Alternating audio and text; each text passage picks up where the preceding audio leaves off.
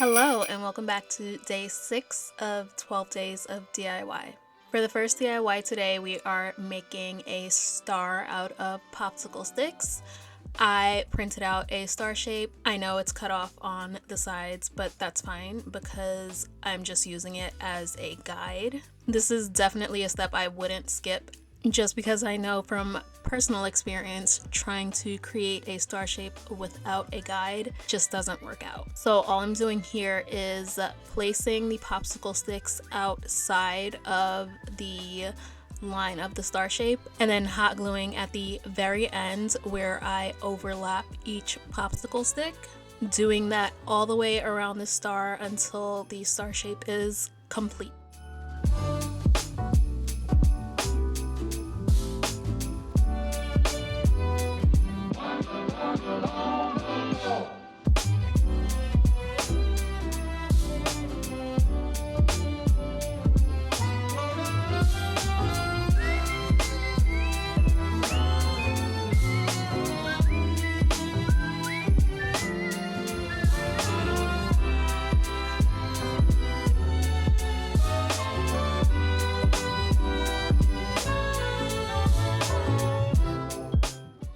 I made a few of these singular star shapes out of the popsicle sticks and then glued all of them together, stacked one on top of the other.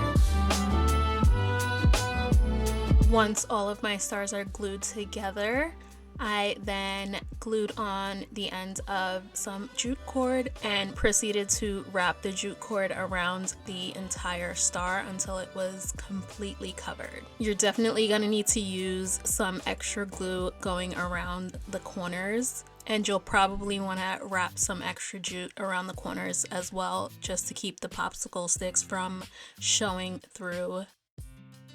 Once our star is completely covered, I just tied off the end of the jute cord and glued that end piece down, and our jute covered star is finished.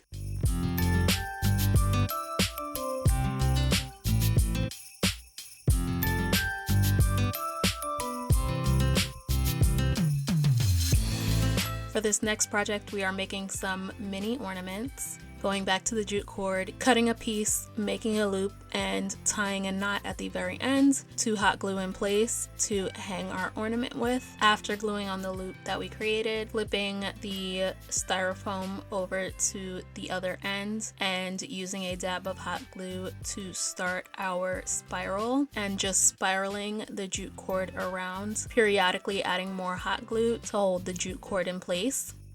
Then continuing to spiral the jute cord around until the styrofoam is completely covered. Popping a bow made out of yarn on top, and our jute wrapped ornaments are completely done.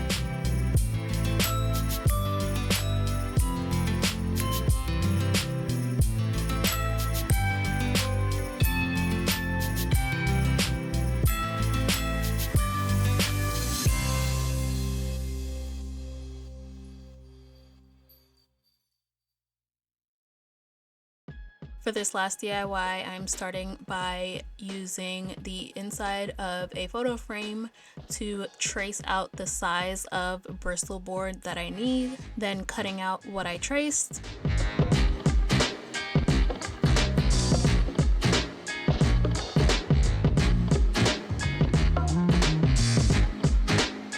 Then using some leftover zigzag fabric trim, I'm just going to cut in between one of the zigs or zags, however you want to see it.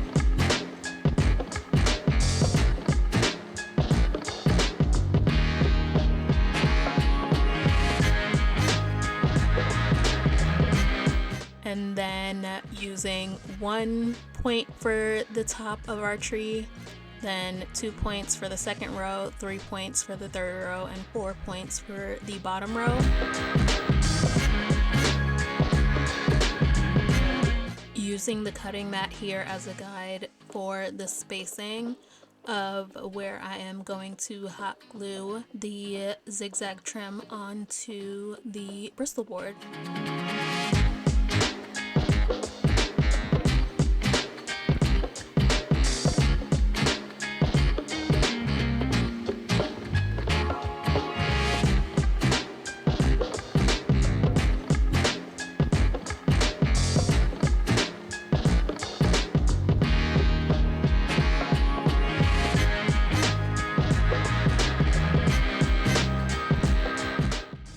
there we have it, some zigzag Christmas tree art made out of some leftover fabric trim.